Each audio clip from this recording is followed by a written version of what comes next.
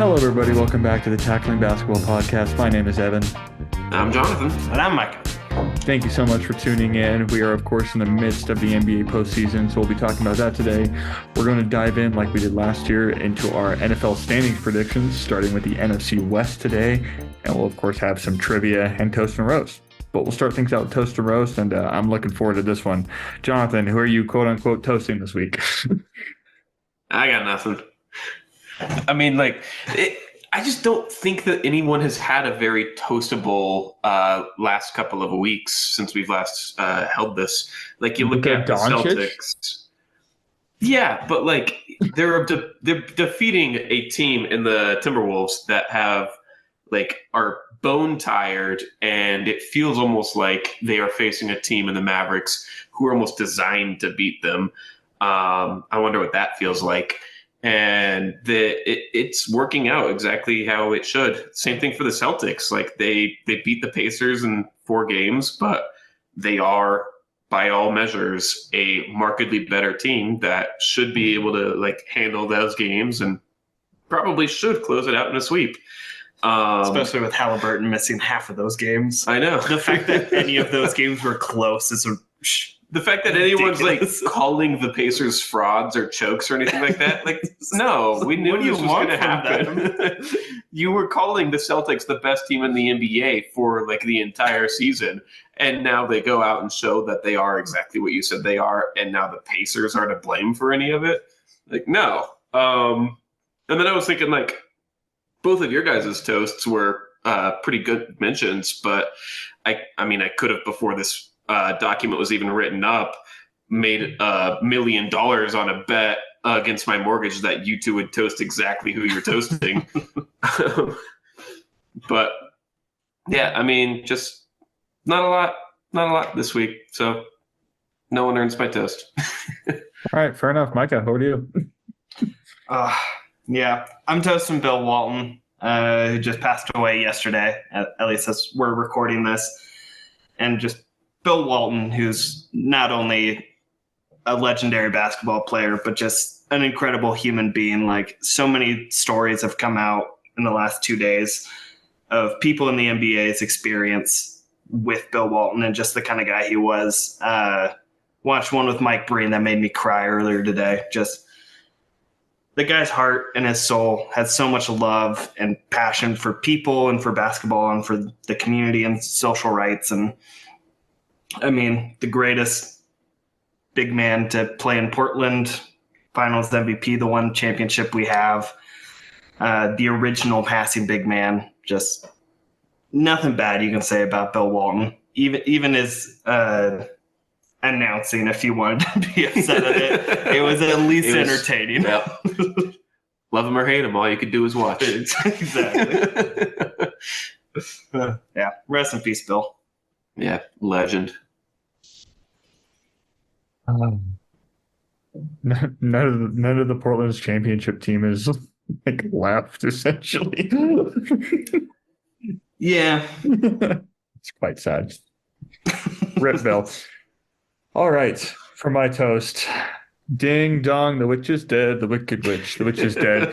Angel Hernandez is finally freaking retiring. One of the worst umpires in MLB history. And it's statistically, it's not close. The guy was trash. And now baseball fans are rejoicing because they don't have to deal with him anymore. I'm sure there are plenty of players out there that are extraordinarily happy that they don't have to deal with this guy's BS anymore. And for some examples, that was called a strike with the ball about a foot outside of the zone. That was called a ball 4, actually, when it's in the middle of the zone. That was also called a strike. Again, the catcher having to go way out of his range to get there.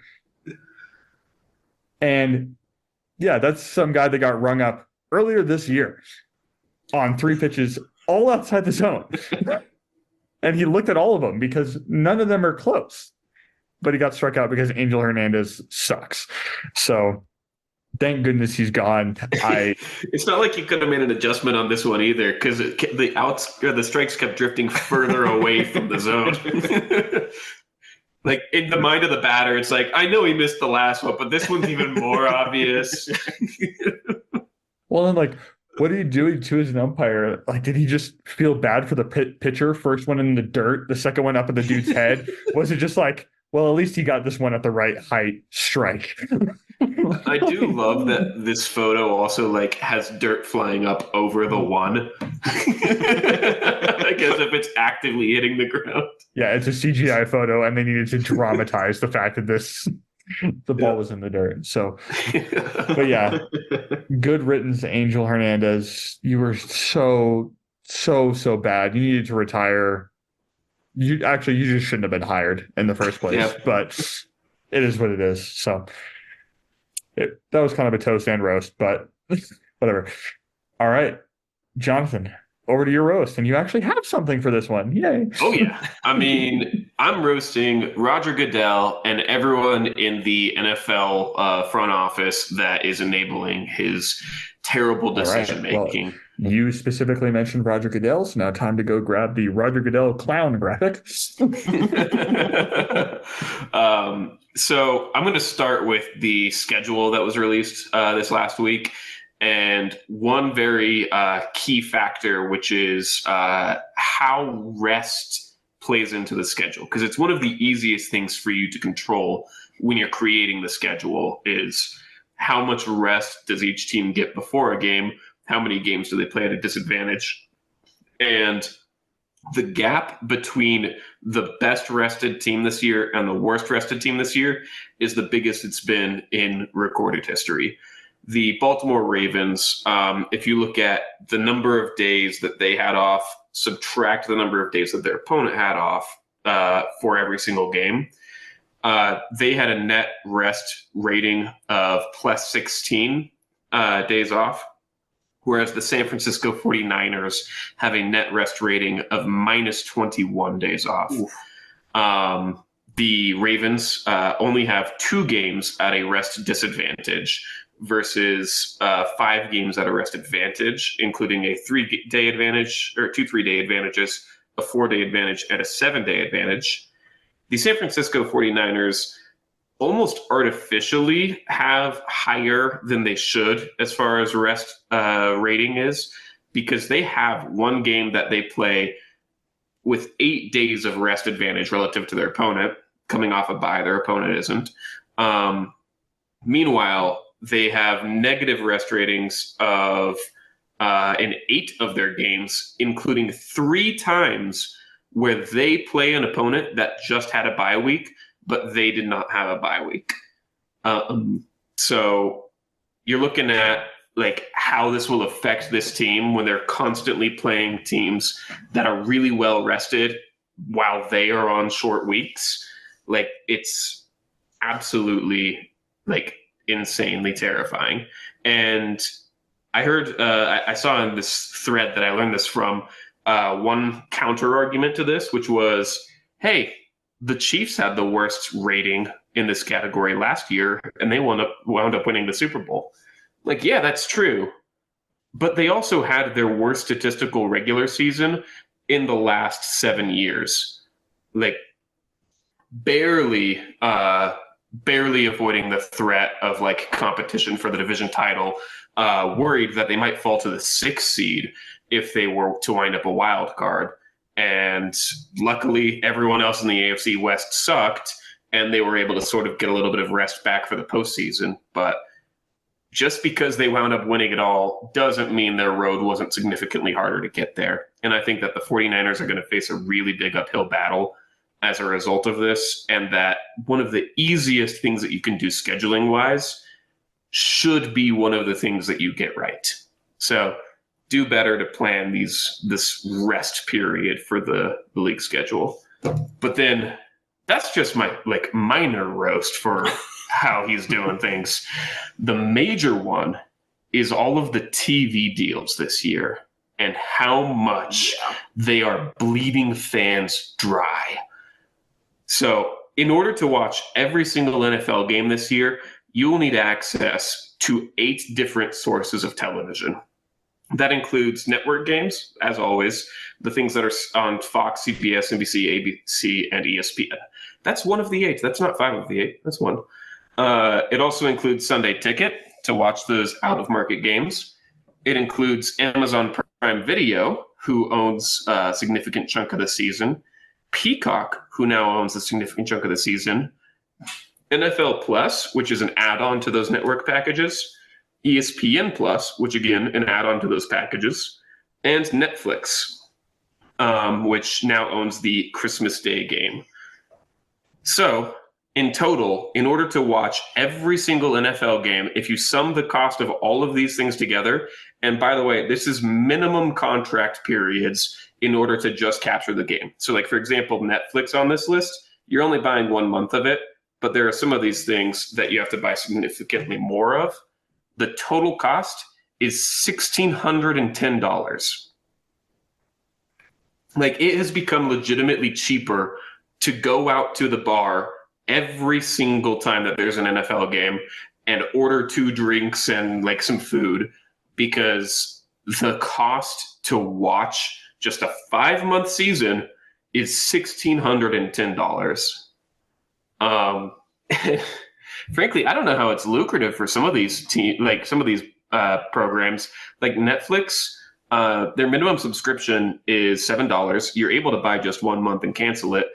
And based on the best rating that Christmas Day games have ever had of 31.5 million viewers back in 2023, you would need every single person who watches that game to not have been subscribed to Netflix before and subscribe to Netflix, and then you'll still need another 10 or 11.4 million people to subscribe in order for them to make back the money that they paid to have the rights to these games. Jeez. Now, granted, a lot of those people will keep their subscriptions for more than the 1 month that they signed up for, which, if we have any audience out here, first of all, just don't get the subscription. NBA has a much better Christmas Day product. Yeah. So just watch NBA games. Second of all, if you're going to watch Netflix, cancel it immediately. Don't give them your money. Don't encourage the NFL to spread thin even more and jack up prices even higher, because this is not sustainable for fans, and they are just absolutely being greedy right now. Well said. Yeah. Yeah, fuck all of that.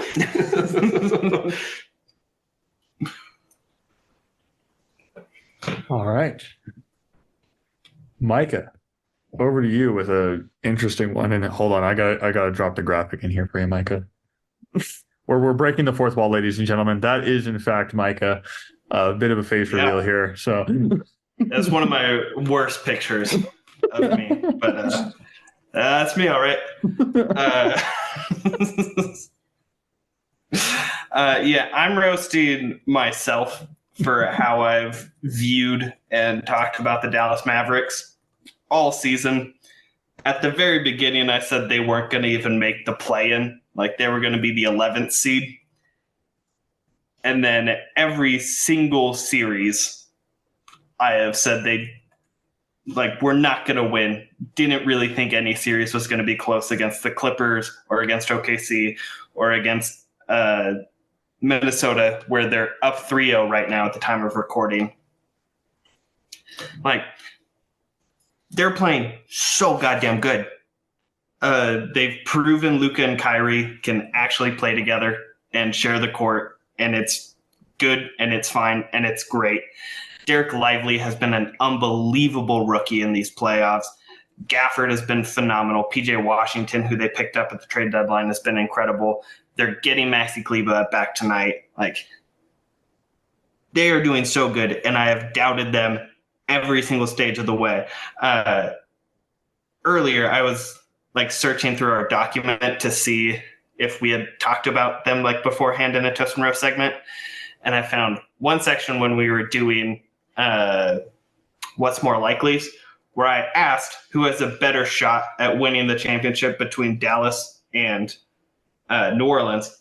To our credit, all of us said Dallas, but Jonathan laughed at the audacity that Mavericks could even potentially be in this position to have a shot, and they're the second favorite to do it. So Yeah, Dallas is great, but also shame on me for being so low on them. By the way, ladies, he's humble, he's sexy, and he's available. Cool. All true.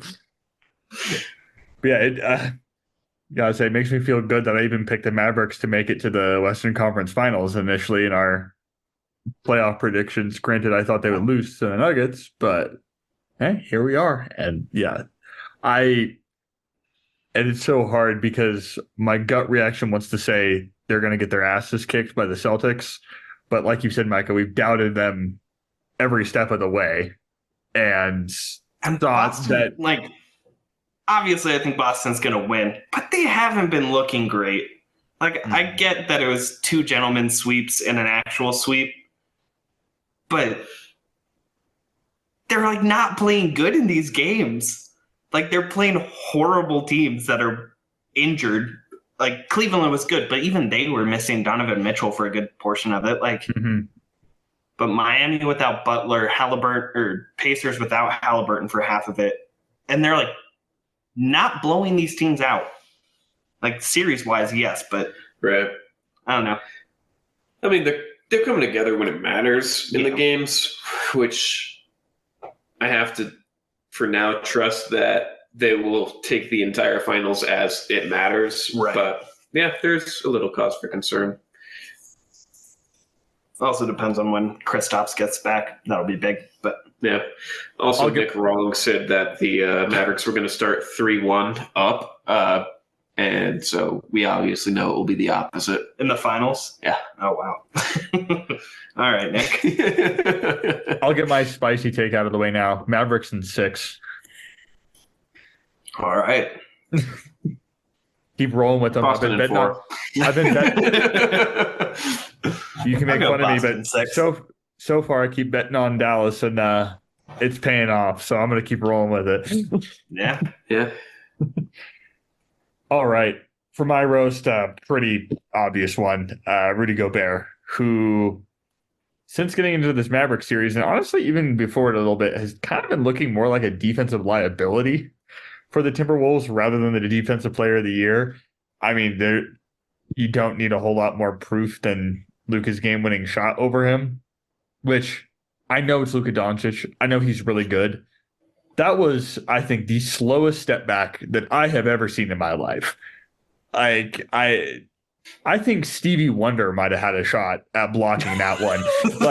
I don't know what Rudy Gobert was doing there. He stumbled. He was so slow, and he just hasn't really looked good. I think he's just been blowing a lot of assignments for the Timberwolves in this matchup, and Derek Lively's kind of been exposing him a bit. And so, yeah. And also, I just like to hate on Rudy Gobert. It's too easy and As fun. you should, yeah. Yeah. But I just think if the Timberwolves wind up losing this series, especially if they wind up getting swept, I think one of the people who can take a good share of the blame for that is Rudy Gobert. Yeah. I mean, last series, I thought he was getting almost too much hate for how poorly he was playing against Denver. I was you're going against Jokic. Right. No one's going to do a great job. Yeah, he's not doing as well as he should as the depoy. But against Dallas, who centers, as I've already toasted and have said, they've been doing incredible. Lively and Gafford, way to go, you guys. It's incredible. Gobert should be doing much better against them. There's not really an excuse. And I think this just makes the case stronger that Wemby should have won the award.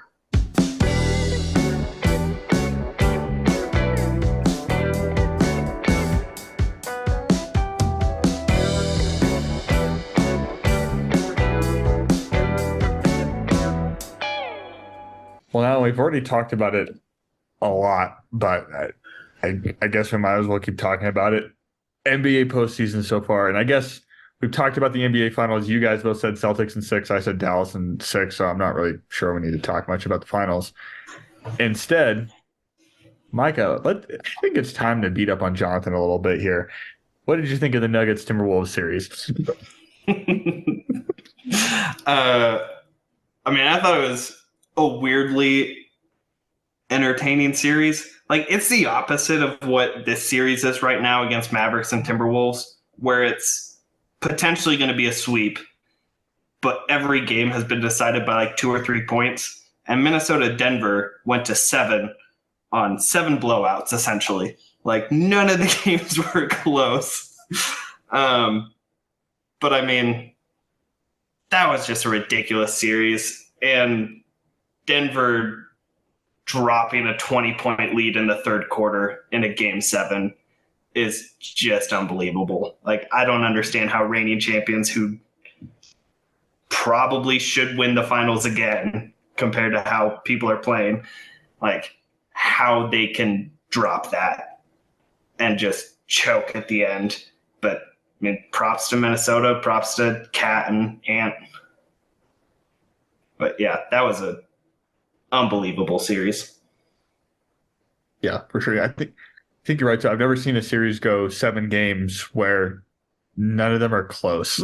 Like, this is really bizarre.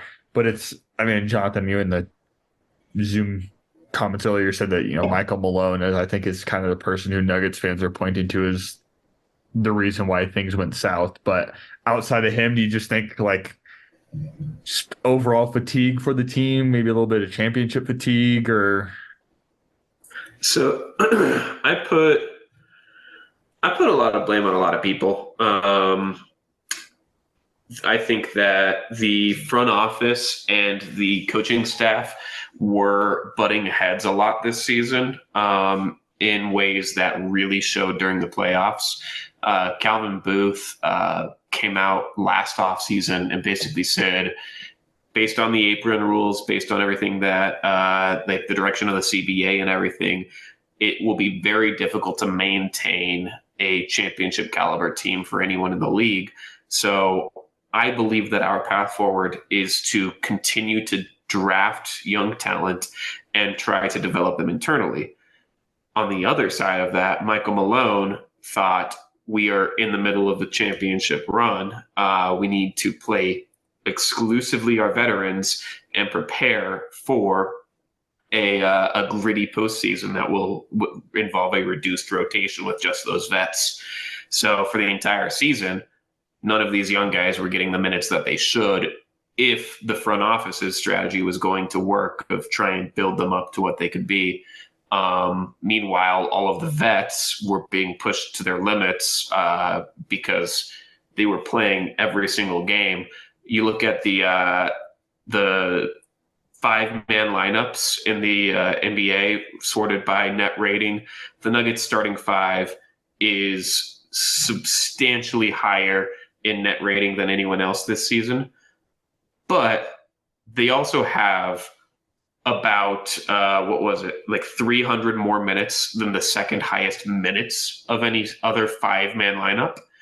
And that's in about half as many games as the second highest one. Like, they were playing very long minutes exclusively with each other, which, while it is true that you play a reduced rotation in the playoffs, it's also true that you need your energy for that time. And if you get into a situation where your like second option, your third option, your fourth option aren't making buckets, then if you have a bench that like has had a little bit more experience, you throw it to them. But in this series, there was no one left on the bench after our first 7 in the rotation. And after Jamal and Jokic, it was in game 7, every other person who got minutes averaged 3.5 points that game. Which, when you have Cat and Gobert hounding the paint, you're not going to be able to run the 2-man game with Jokic and Murray as effectively. You're going to need to be able to kick it out and generate some points from deep, which was not happening in that second half. So it's a combination of a lot of things. I think that the Mavericks, or the Timberwolves might have been the opponent built the best to beat the Nuggets out of anybody. But on top of that, they were tired, they were unprepared, and they got a little bit arrogant. I do think there was some fatigue. There was some throughout the entire Lakers series. They were cocky. They were self-righteous. They were the Lakers' daddy, and they were right. They didn't have to try to win. But then they faced a real opponent, and they started deflecting the blame to the refs. And then once they got past that, they won Game 5 with Aaron Gordon. He had to travel separately from the team for some reason.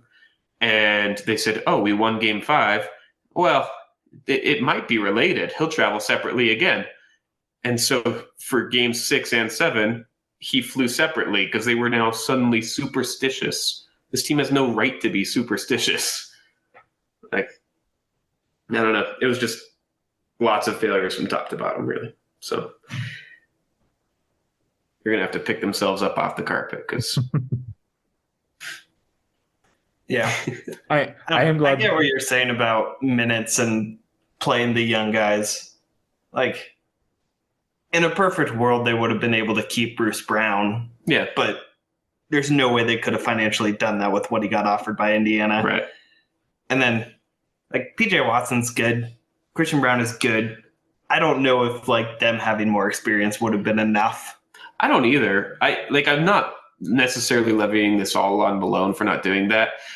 I am saying one of the biggest causes is that our front office and our coaching was at odds. Okay, that's fair. Yeah. Because if they picked a strategy and were unified in that, there's a good chance that the front office could have supported the coaching strategy or vice versa. But they didn't do that. Yeah.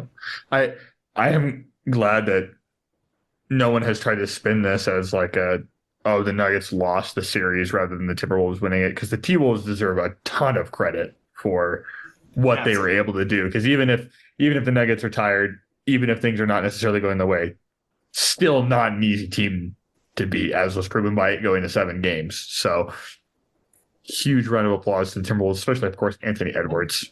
Mother of God, this guy is going to be a freaking problem in the NBA for the next decade. Oh, yeah. All right, on the other side, though, I've seen this topic bouncing around Twitter, so curious to get your guys' input. The Celtics' path to the finals this year has been a cakewalk. And there have been some people asking the question of, is this the easiest path to the finals that we've seen in NBA history? About 50% of people are saying that, and then the other half of people are going, they're the 1 seed. That's how it works for the 1 seed.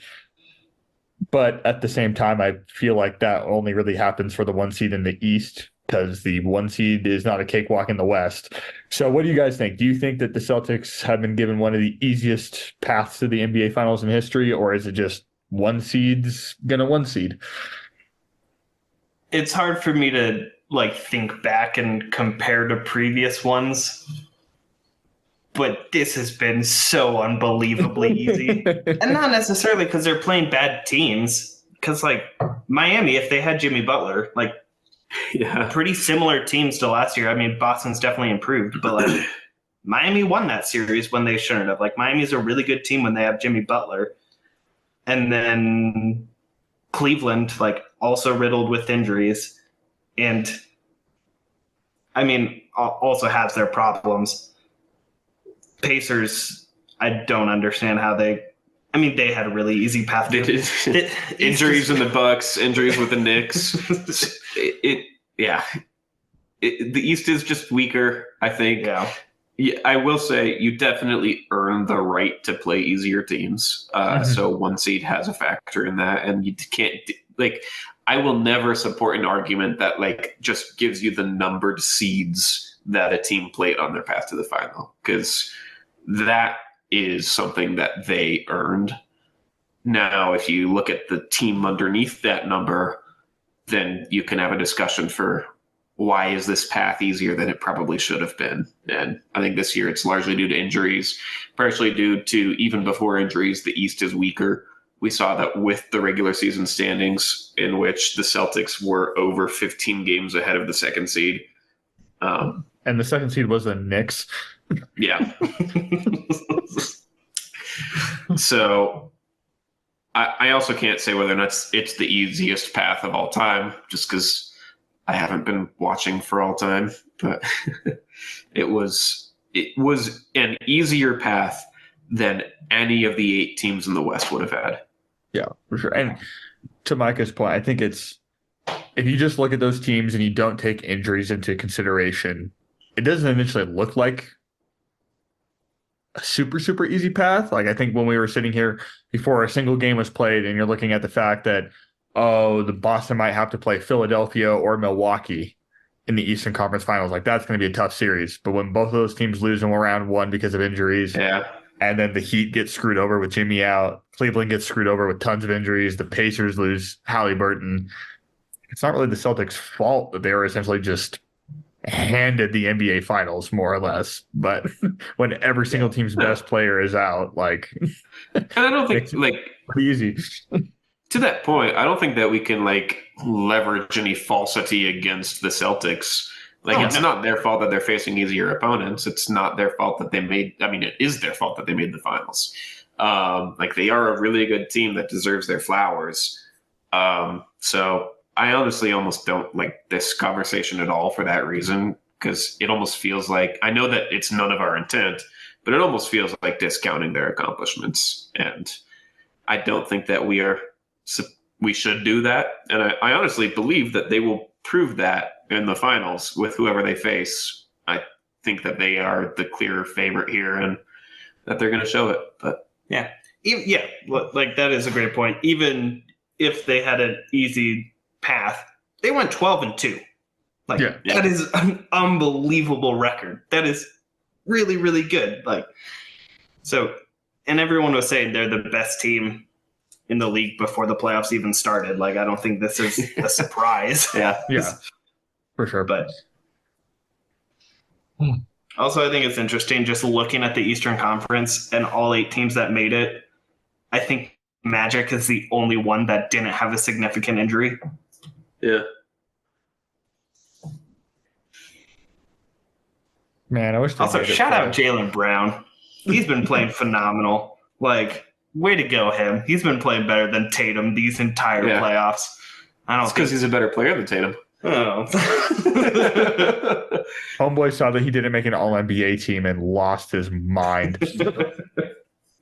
Although after every single post-game presser since then, too, he's just been saying, well, I'm not an All-NBA player, so I can't be that good. That's that one. I was like, were you surprised at winning the Eastern Conference MVP or whatever that stupid award is? And he was like, yeah, I don't win shit. It's like, all right, way to go, man. I mean, I would probably be pissed too when that coincides with you getting a $3 million bonus. So yeah, the financial implications are just stupid when it comes to All NBA. It puts way too much pressure on it, especially when you have idiots voting on it. Yeah. Although, for the financial reasons, as a fan of a small market team, I really appreciate that they don't know what they're doing. Fair enough. It's just a tax on better markets, really.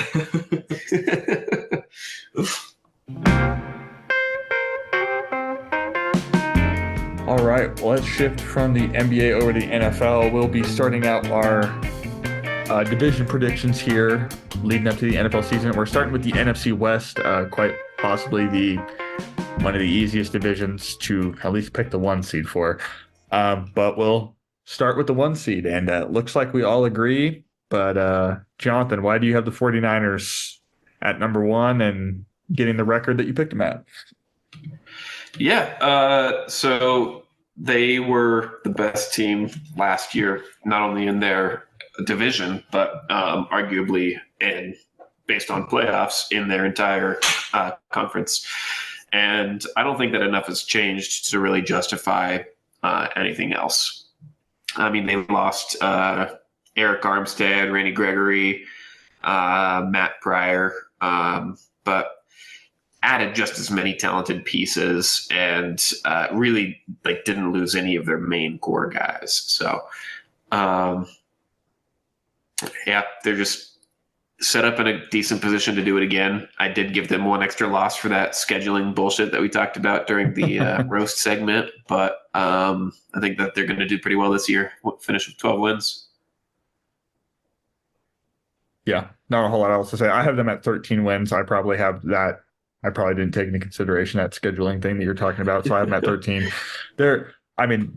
they're a team though that is fully capable of winning 13 or 14, 12, 13 or 14 games if they want to go out and do so.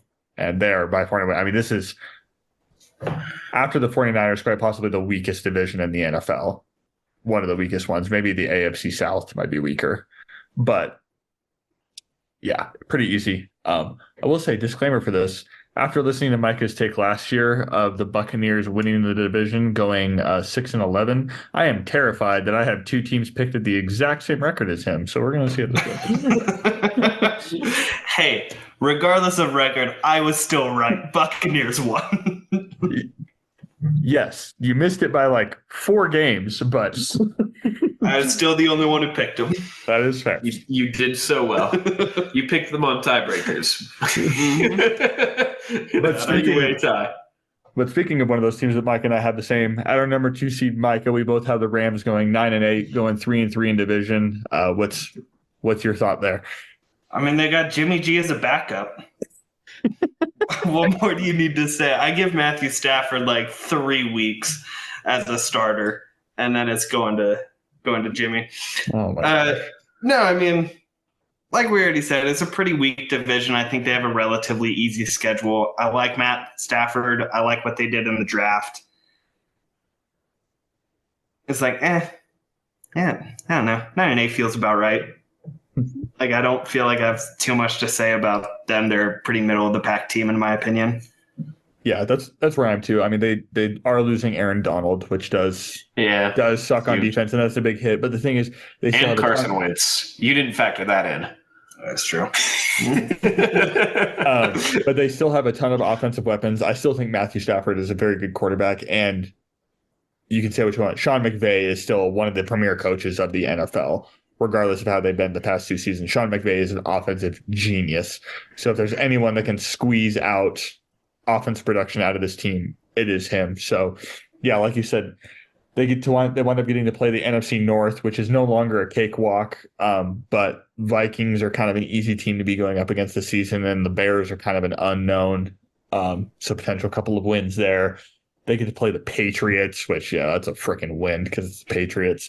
And then, yeah, they get to play the Cardinals and the Seahawks twice. So, yeah, I think, like you said, very middle of the pack team. Yeah. And then, Jonathan, who did you have as your number 2? Yeah, I was prepared to talk the Rams, who I guess I'll go ahead and talk the Rams real quick. Yeah, talk the Rams, and then give us our year 2. Yeah, so Rams have just had 2 mediocre at best seasons these last 2 years. And in my mind, they got worse again with Aaron Donald leaving, with a lot of that defense aging. Really, their only hope is this offense that for the last 2 years, for some reason, has struggled. Now, granted, they have a couple of really good options on that offense, and Stafford and Cooper Kupp. Like, it's going to be difficult to stop that duo, but they don't really have an established run game. They don't really have much of a passing game outside of those two, and they have almost no defense. So I have them doing pretty poorly, actually going 3-3 in the division, but finishing with just 6 wins overall for the last spot in mine. But I'll shift over now to the Seahawks. Yeah, I seem to remember Jonathan picking the Rams to finish last in the division last year too, and they got second. So yeah, second without a very impressive anything. But Mike and I picked them at 9-8. Not saying they're going to be impressive. But yeah, I know. I just think that they got worse while their 2 opponents got better. The Seattle Seahawks, for example, fairly young roster with pieces that are getting more used to each other. You have still a little bit of a short-term solution at quarterback, I think. But they are DK Metcalf's going to mature. Jackson Smith and Jigba's going to mature. And then you, in my mind, had a pretty good rookie draft this year. A decent free agency class with a lot of strengthening to your offensive line. So, again, don't think they're going to be impressive either, but I do have them improving the most in this division, getting to 8 wins. So, good for second place. Fair enough. Yeah, I was almost surprised that I had them third because I thought I was higher on them initially because I was surprised at what they did last season. I thought they were pretty good, and I don't really see them regressing. But that was just how my picks lined out. I do think the Rams have a little bit of an easier schedule, but I like the Seahawks. They could be exciting again. I don't know. Yeah, the Seahawks schedule is tough. But yeah, I had them finishing it third. What did I have them at? Mikey, you had them going 8-9. I had them going. I'm not as high on them going 6-11. I just really think that one Geno Smith season was a total anomaly. And then I also just think there's going to be a bit of a adjustment period here with Pete Carroll now gone. I mean, this organization has known nothing but Pete Carroll for the past decade and a half. So it's going to take some time to figure things out. It'll be interesting to see what the new Seahawks offense and defense looks like. But I wouldn't be shocked if it takes a little bit of time for the new head coach to figure things out there. So that, and then Jonathan doesn't have them there, but Mike and I both have the Cardinals going 5-12. I think the Cardinals out of all these four teams were the hardest for me to pick because, for sure. because they were horrible last year, but they didn't have Kyler Murray, but now Kyler Murray's coming back. But then you also look at the roster and like outside of Marvin Harrison Jr., offensively, it's just question marks across the board. Trey McBride is also pretty damn solid. And then defensively, they've been drafting defensive players, but weren't great last year. I'm also not totally sold on Jonathan Gannon as a head coach. I think he didn't get fired because he didn't have a quarterback, and the Cardinals are actually being smart and giving him an actual chance rather than just firing him after a season. So I don't know. The Cardinals were I had them at 5-12, but I could also see them being a middle of the pack team and maybe scraping out 8-9 or 9-8. So I don't know. They're weird. Yeah, I had the same problem with them. Like, maybe I'm underestimating Kyler Murray just because he was gone all last season and the Cardinals were horrific. But like you were saying, like, I don't know if adding him does enough to push him to even the third best team in this division. But I strongly believe in Kyler Murray. You love him. Super strongly. It has absolutely nothing to do with the fact that he is on Jonathan's dynasty football team. It is just he believes in Kyler Murray. Well, I don't put people on my dynasty league that I don't believe in. So it's correlated, but not causation. I thought those were the same thing. Yeah, maybe they are. No, I think that the Cardinals had like one of the top draft classes, if not the top, in this entire last draft. I think that the addition of Marvin Harrison Jr. will be huge for this offense. The loss of Marquise Brown and Rondale Moore is going to sting a little bit with an already shallow receiver group. But legitimately, I think that Kyler Murray has a bit of a renaissance, like throws off a lot of these talks about maybe he's not the quarterback of their future. But also at the same time, they learn just how hollow this roster is. I think that the 1-5 divisional record that I have them with is going to largely be a product of poor coaching against, in all honesty, pretty decent coaching in the rest of the division. And just this hollow roster slowly trying to rebuild itself is somehow going to claw to 7 whole wins. Way to go, Cardinals! But maybe a little bit of hope for them for their future. No hope, only darkness. All right. Well, we'll keep this rolling. We'll keep track of these. We'll reflect on them at the end of the season, even though it might be a little bit of a painful reflection, as we have seen with how predictions tend to go for us. Next go around, we'll plan on doing the AFC West. So we'll be moving east across the country. So next week, Jonathan, your Broncos are up for criticism. Woo! Spoiler alert, we are all going to pick the Chiefs to win the division. Maybe not. Yeah. I think the Chargers are going to have a resurgence. Oh, I thought you were going to say the Raiders. How did you pick the Chargers? They're all bad options.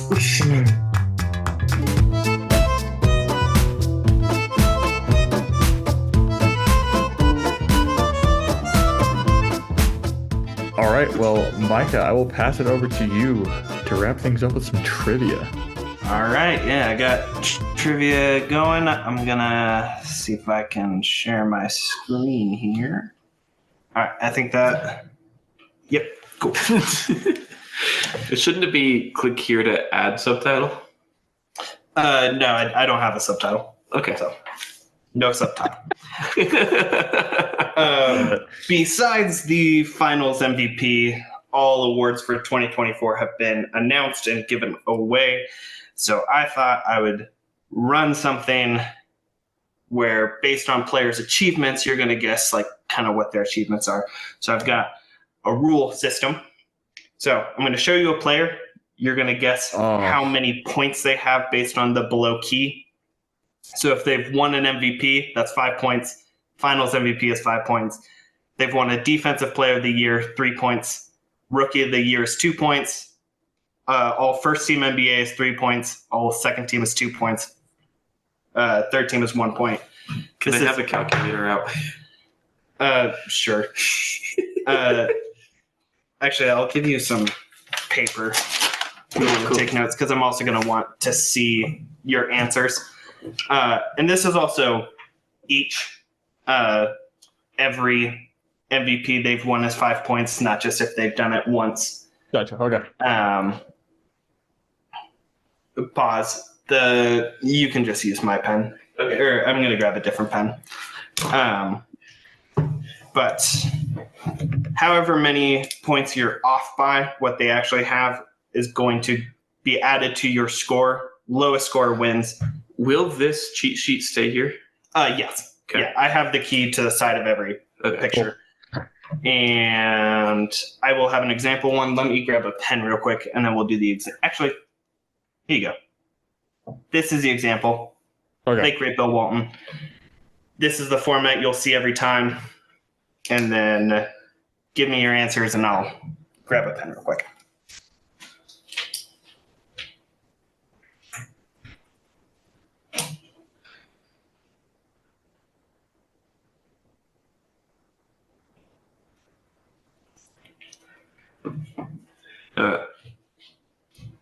I'm going to go with 11. Evan? I'm going to go with 17. All right. Actual answer is 15. He's won 1 MVP, 1 Finals MVP, 1 first team, 1 second team. So Jonathan, who said 11, would get 4 points on him. Yes! Evan, you get 2 points. I'm winning. Nope. No, Micah, let him think that. 4,000. Yay, Jonathan, you do so good. It's just a competition for whoever can name the highest number. Oh, I'd totally win that one. All right. There are 12 players ranging in skill and awards and such.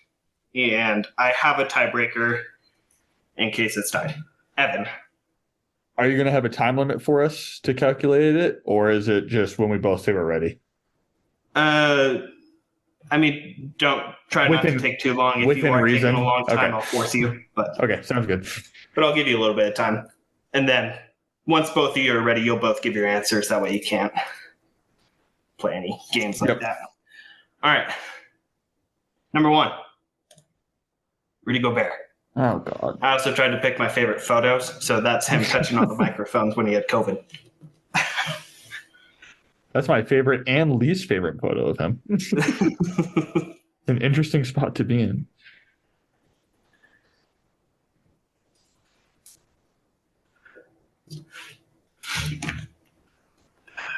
Oh, I did that. stupidly.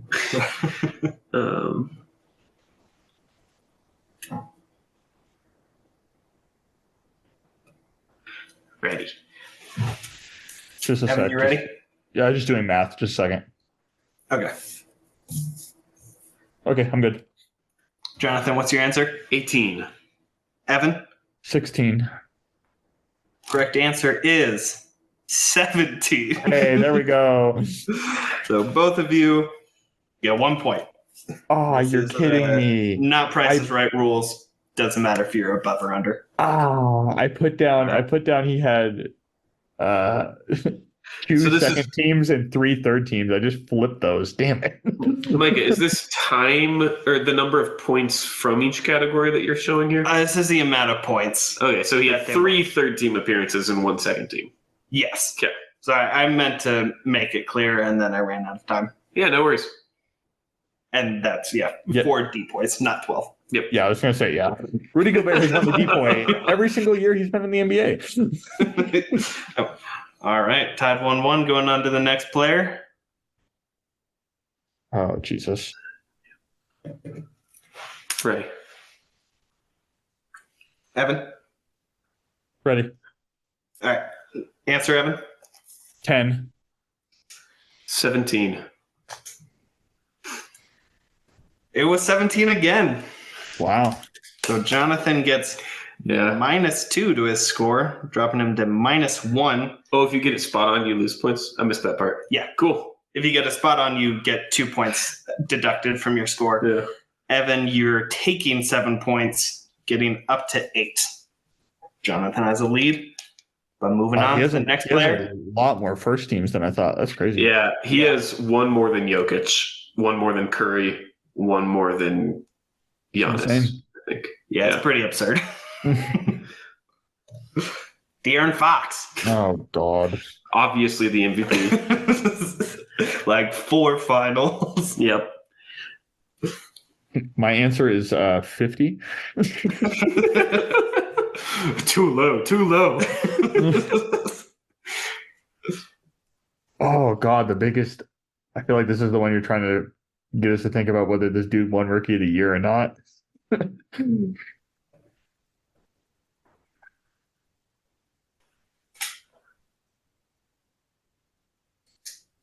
All right, I'm ready.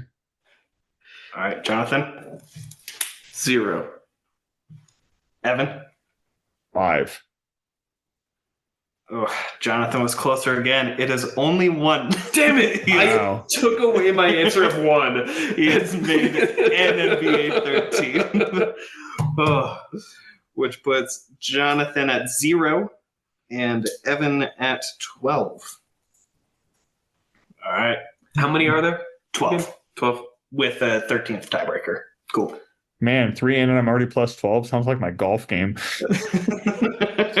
Kawhi Leonard on that ridiculous 7-bounce shot.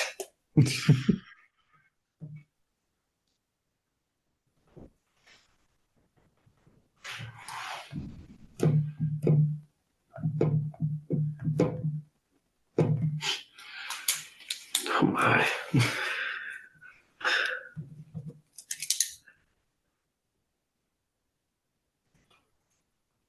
Yeah, I guess. I'm Evan? good. I said 19. Jonathan? I said 30. Correct answer is 31. Heck. 2 finals MVPs, 2 depoys, 3 first teams, and 2 second teams. Man. So I got the stats wrong, but I was close. puts Jonathan to 1 and Evan to 24. Definitely my golf game. You got time, Evan. There's plenty more. All right. Next one up. Ben Simmons. On what should have been a layup or a dunk, but he passed it, losing the series.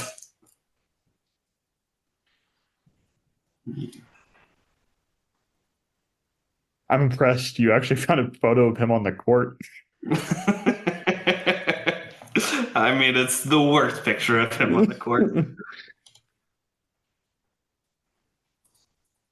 All right, I'm ready. I'm good. All right, Jonathan, 5. Evan. 4. Correct answer is 3. Evan's coming back. I'm so Brings mad at Jonathan to 3. I put first team instead of third team. I pulled Evan a Jonathan. I was gonna say 3 until like the last second when I added an additional third team. Yes, I'm glad I overestimated. Yep. All right. Next up, Jokic. Oh God. All right. Evan. Put 34. Jonathan. You might have gotten it. I put 32. I couldn't remember if he had 2 second team appearances or not. Correct answer. It's 41. He has 4 first teams, 2 seconds. You did that wrong. I definitely did that wrong.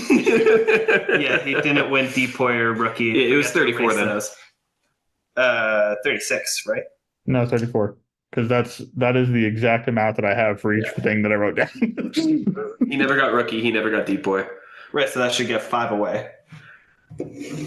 But 15 plus 5 is 20. 5. Plus 12 is 32. Oh no, yeah, 30. Oh, he had 2 36. second. Okay, yeah, 36. Yeah. Wait, did I math wrong? I did. Lamau, I had 34 apparently as well. I just mathed wrong. All right, Jonathan's going up to 7, and Evan is up to 27. Again, making slow work, but coming back. Yeah, there we go, baby. And then obviously we want to have Jokic without Dame Dollar. I almost just excluded these because of, I mean, it's obvious how many more points Jokic has than Dame. Yeah. This hurts my feelings. You should do better on this one than me, but Dude, the hard part with Dame though is the number of times he got snubbed for first or second I team. know. So it's just all about where he actually landed because he like landed on an All NBA team every year. It's just a matter of which one.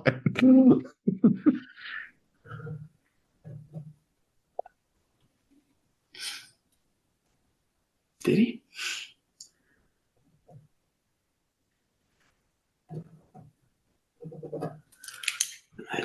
What draft class was he at? Don't you worry your little that. heart about it. All right, I guess I'm ready. Okay. Jonathan, 13. Evan, I had 14. Really? that's 15. He did win Rookie of the Year. Oh, okay. And only 1 first team, quite a bit of seconds, few thirds. So that puts Jonathan up to 9 and Evan to 28. All right. This is one of my favorite pictures. Ba, ba, ba. How did I already forget whether or not he won rookie? Please keep forgetting.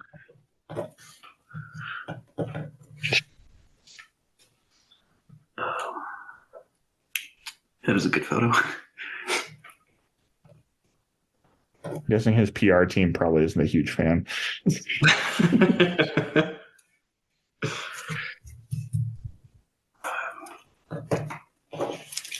Okay.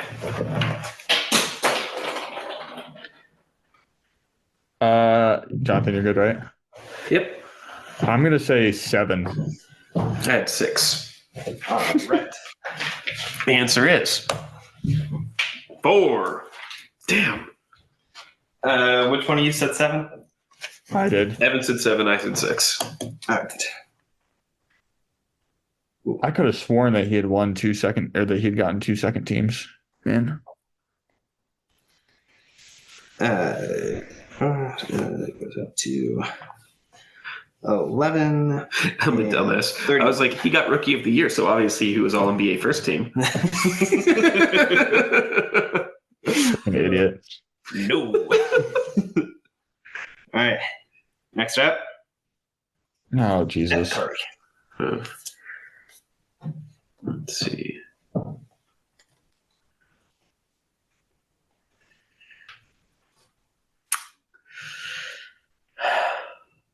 God, the first, second, third team is so tough with him. Yeah.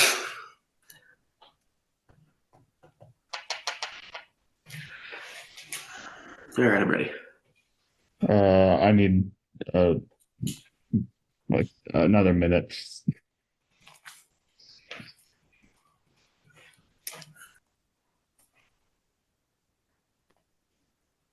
Okay, I'm good. All right. Evan. 37. Jonathan. 28. He has I'm certain. Let's exactly go. 37, Evan. Oh, no. That I drops. forgot he had a finals MVP. It was a really big deal when he got it. Yeah. I remembered it was a really big deal that he didn't have it. Yeah. And I almost nailed most of the rest. So that brings Evan down to 29 and Jonathan up to 20. It's getting close. With 3 left. With 3 left. And next up is Giannis. I love that photo. Yeah, they cleaned it up.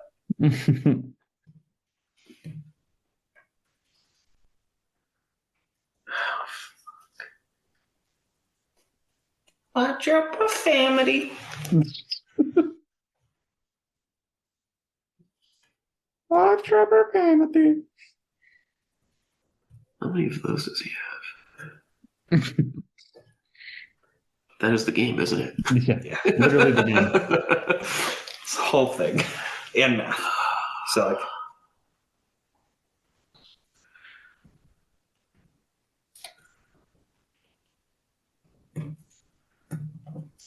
Okay.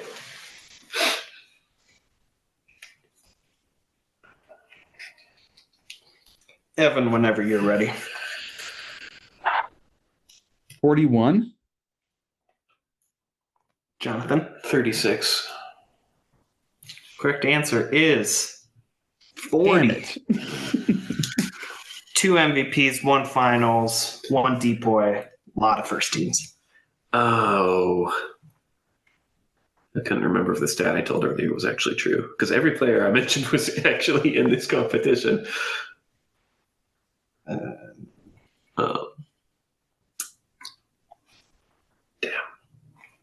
Oh, I gave him an extra third team. I was right on everything except for the freaking third team. Damn it. All right, 2 left. Jonathan is at 24. Evan is at 30. It's a close game. Anyone's game. These are all current players. This guy's technically still in the Oh, league. God. D Rose. Dude. Why, Micah? Because I got to make it difficult.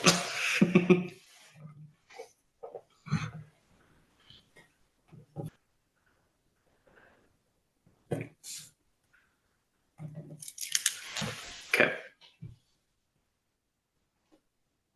Okay, I'm good. Jonathan. 10. Evan.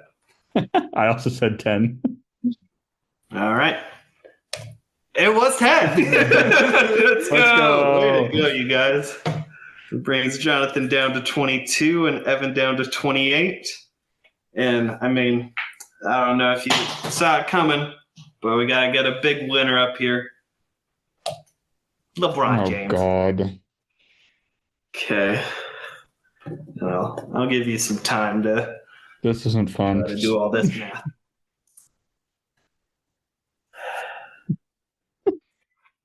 Hold on a sec. I need to get my abacus out. The only way I can possibly keep track of all of this.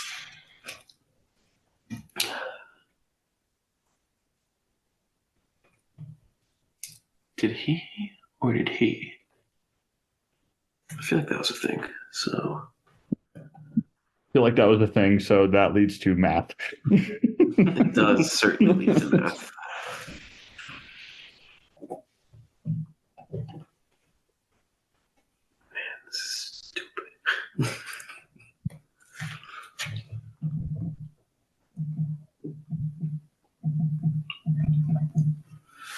Why'd you make it so high pointing? It's like 6-point lead. This should be okay.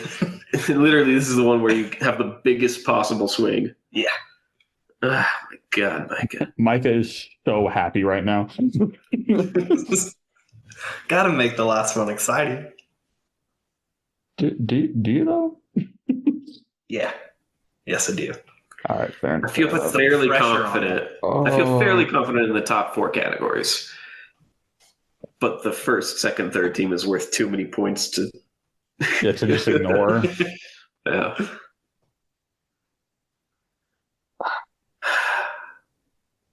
I cannot for the life of me remember if this fucker ever won a D play or not.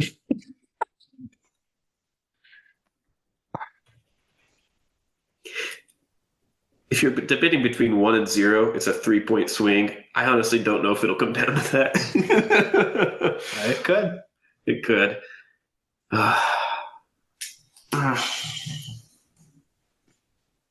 All right. I think I'm good. All right. I can see Jonathan's number, so Evan, I'm going to have you go first. 89. Oh, shit. Jonathan, That's a big enough gap for it to go either way. I'm 71. which means there is the potential for Evan to come back. The correct answer is 92. Let's go. 4 MVPs, 4 finals MVPs. He got all 4. Okay. Got all 4 of them. Rookie of the year, 13 first team. Jesus Christ. Oh, man. All right. So with 92, that gives you so many points, Jonathan. Yeah. Puts you to 43, Evan to 31. Can we see the last person just so Yeah. I know what my life would have written on Yeah. if I. Your life would have written on no longer a current player, but another high scorer.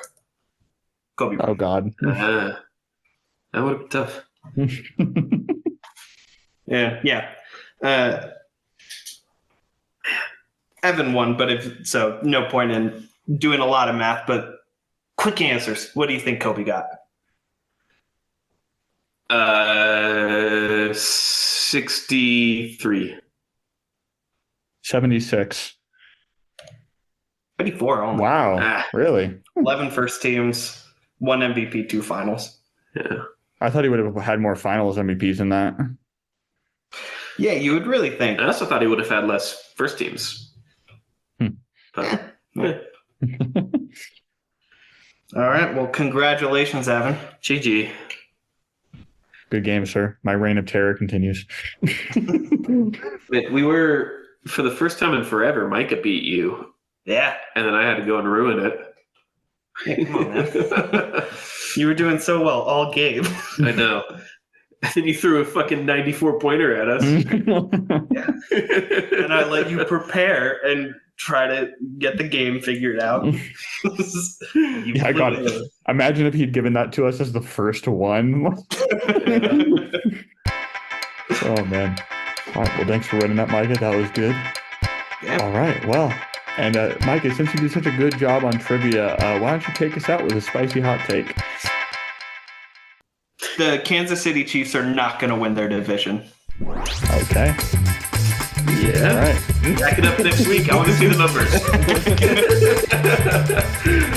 Good night, everyone. Thanks, y'all. Okay.